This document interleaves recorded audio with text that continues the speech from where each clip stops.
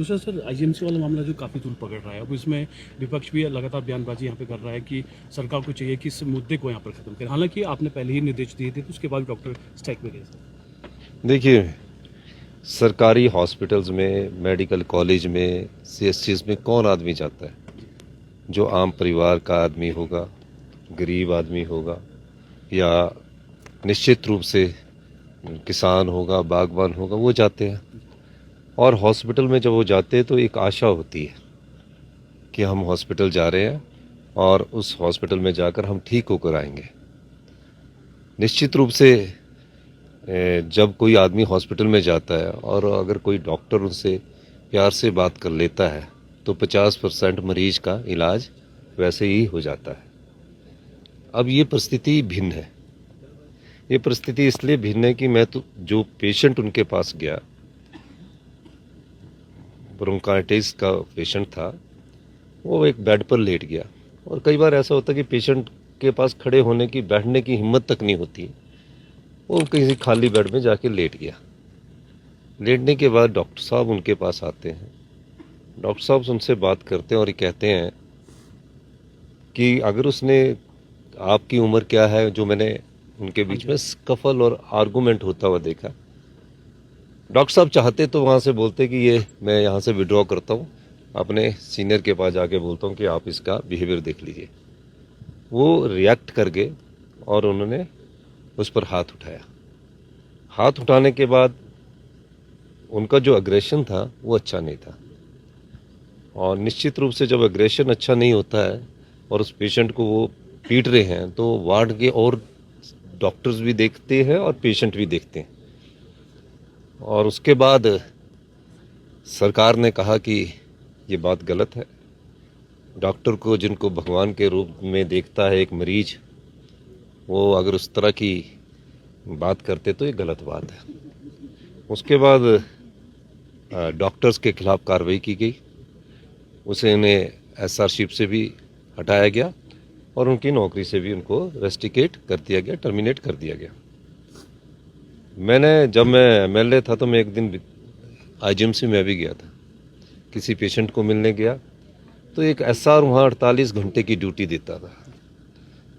मेरे मन में आया कि एक व्यक्ति जो डॉक्टर है, जो इतनी मेहनत करता है, 48 घंटे की ड्यूटी दे रहा है, और जब मैं मुख्यमंत्री बनने का मुझे मौका मिला, मैंने सीनियर्स डॉक्टर से भी बात की, इंटरेक्शंस की। आईजीएमसी के जो फैकल्टी के डॉक्टर्स थे, हमारे कुछ उसमें साथी भी थे, मित्र भी है, दोस्त भी है, और उनके बाद मैंने कहा कि 48 घंटे की ड्यूटी एसआरशिप को नहीं चाहिए।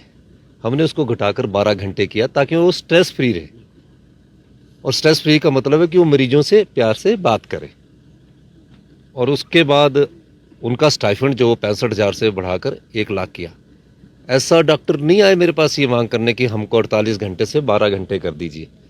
स्टाइफंड बढ़ाने भी नहीं आए।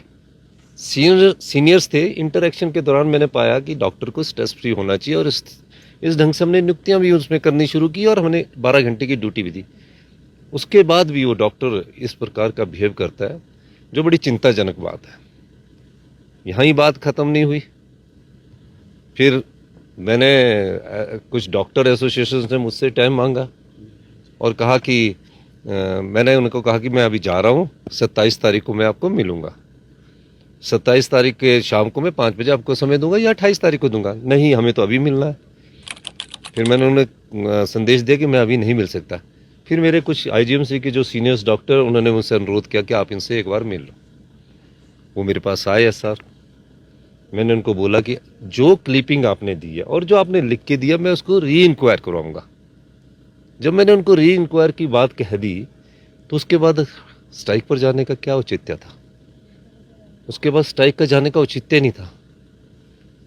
अब मुख्यमंत्री जी आपसे कह रहे हैं, मैं चाहता तो मैं बोलता कि आप हेल्थ मिनिस्टर से जाके मिलिए, मैं चाहता तो सेक्रेटरी हेल्थ से भी जाके मिलिए। मैंने क्यों कहा? मैंने बोला ये डॉक्टर भी मेरे परिवार के सदस्य हैं, मैं इनसे मिल लेता हूं, उनको समझाता हूं। अब एक ऐसी व्यवस्था है कि या तो आप इस व्यवस्था के साथ इसको स्वीकार कर लो कि अगर मरीज को हॉस्पिटल में कभी कोई डॉक्टर पीटता है और डॉक्टरों को मुख्यमंत्री का आश्वासन भी दिया जाता है कि मैं इसकी री इंक्वायरी कराऊंगा, फिर इन डॉक्टरों को अपना अहम भी छोड़ना पड़ता है।